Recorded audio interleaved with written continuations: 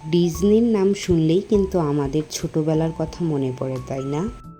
চলুন এবার ঘুরে আসি ডিজনি স্টোর থেকে।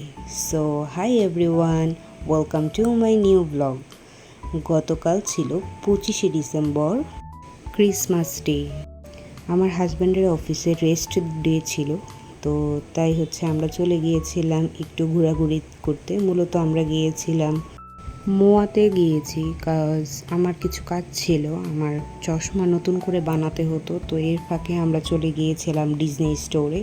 এইখানে আসলে ডিজনির সব ধরনের ক্যারেক্টারগুলো ছিল। তো এইখানে আমার হাজব্যান্ড বিভিন্ন গেম দেখছিল আর আমাকে বলছিল, দেখো এগুলো কত দাম। এগুলো এক একটা প্রায় 12,000 করে পেসো, বাংলা টাকায় কনভার্ট করলে প্রায় অলমোস্ট 25,000-এর মতো চলে আসে।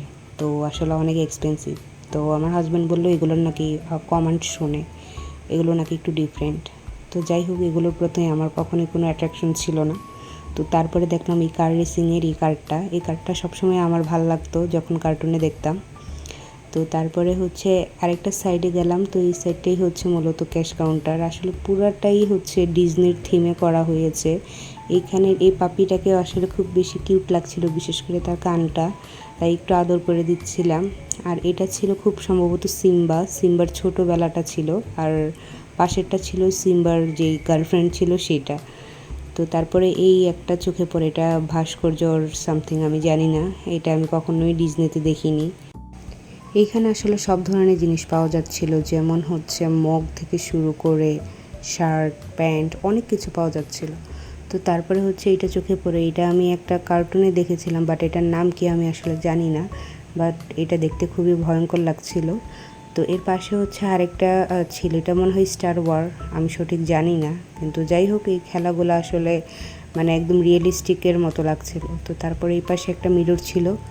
তো মিররটাও আসলে কোনো কিছুর একটা থিমে করা হয়েছে, ফ্রগ ছিল। তো এইখানে আমি সবাইকে হাই হ্যালো দিচ্ছিলাম। আর এটা বেসিক্যালি আসলে ছোটরা অনেক বেশি এনজয় করছিল, টুকটাক কেনাকাটাও করছিল। বড় মানুষের চেয়ে আসলে ছোট মানুষেরাই এখানে বেশি এনজয় করে। আমার আসলে কোনো ধরনের ক্যারেক্টার খুব বেশি একটা পছন্দ না, কিন্তু রিসেন্ট এই একটা ক্যারেক্টার আমার প্রচণ্ড ভালো লাগে। এটা লিলো অ্যান্ড স্টিচ, এটার নাম স্টিচ। এটার আসলে আমার খুবই একদমই ফেভারিট। অনেকের আছে ফ্রোজেন, এলসা, তারপরে আরও অন্যান্য ক্যারেক্টার পছন্দ, বাট আসলে আমার ওরকম কোনো ক্যারেক্টারই পছন্দ না। আর এখানে ছিল সিম্বার ছোটোবেলার। আর এমন এমন সব ক্যারেক্টার দেখছিলাম যেগুলো হয়তো বা আমি এর আগে কখনোই দেখিনি, তবে এই ক্যারেক্টার কথা মনে আছে আমার। এটা ক্যারট খেত অনেক, কিন্তু এটার নাম কি সেটা আমি জানি না। এটাও ঠিক সেম, এটাও ক্যারট খেত। তো তারপরে এই পাশে ছিল একটা ফ্রোজেন। এই ফ্রোজেনটার নিচে কিন্তু ছিল অনেক ধরনের কার্টুনের মতো টিফিন বক্স। তার পাশে ছিল গিয়ে ফ্রোজেনের ড্রেস। এগুলো আসলে ছোট বাচ্চাদের জন্য, যে দেখুন ছোট বাচ্চাদের জন্য মা বাবারা কিনে দিচ্ছিল। আর এটা ফ্রোজেনের সেই বন্ধু, বরফ বন্ধুটা। আসলে কি বলবো, এটা পুরাটাই আসলে বাচ্চাদের থিমের, বাচ্চাদের সব কিছু এভরিথিং। বাচ্চারা খুবই এনজয় করছিল। আর এটা ছিল আমার, যে বললাম আপনাদেরকে, আমার ফেভারিট ক্যারেক্টার স্টিচ। আর এইখানে ছিল গিয়ে ফ্রোজেন। এটা দেখে খুবই হাসি আসতেছিল।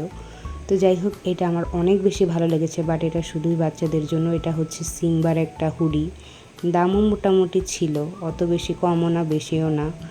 তো আসলে এটা দেখে খুব ভালো লাগলো। তো তারপরে এই কার্টুনের নামটা আমার মনে নাই, এটা মাঝে মাঝে দেখতাম।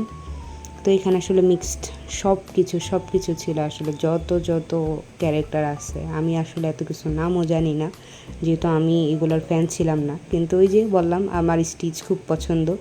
এটা একটা স্টিচের কি রিং ছিল, তো এটাই আমি আসলে দেখছিলাম। আর এই পাশের রেসিং কারটাও আমার ভালো লেগেছে। আর এই পাশে ছিল স্পাইডারম্যান, আমার হাজব্যান্ডের ফেভারিট স্পাইডারম্যান। তো এখানে আমরা কতক্ষণ ছবি টবি তুললাম। আর এখানে ছিল স্পাইডারম্যানের সব ধরনের জামা কাপড় থেকে শুরু করে এভরিথিং। তো তারপরে এটা ছিল একটা ডিজনি প্রিন্সেসের মতো। এটা ডিজনিল্যান্ডের মতো বানিয়েছে, বাট এটা একটা কোন প্রিন্সেস আমি ঠিক জানি না, এটার নামও আমি ভুলে গেছি। কিন্তু আসলে আমি চিনি, কি বলবো, আসলে আমি মেয়ে ঠিক আছে, কিন্তু আমি আসলে এরকম কার্টুন বা এগুলোর প্রতি আমার কখনোই কোনো ধরনের অ্যাট্রাকশন ছিল না। আমি পাওয়ার রেঞ্জার্সের খুব বড় ভক্ত ছিলাম যখন ছোট ছিলাম। তো যাই হোক, এই ছিল আজকের ডিজনি স্টোর, আপনাদের সাথে আমি শেয়ার করলাম। সবাই আমাদের জন্য দোয়া করবেন। আজকের ব্লগ ছিল এতটুকুই। সবাই ভালো থাকবেন। আল্লাহ হাফেজ।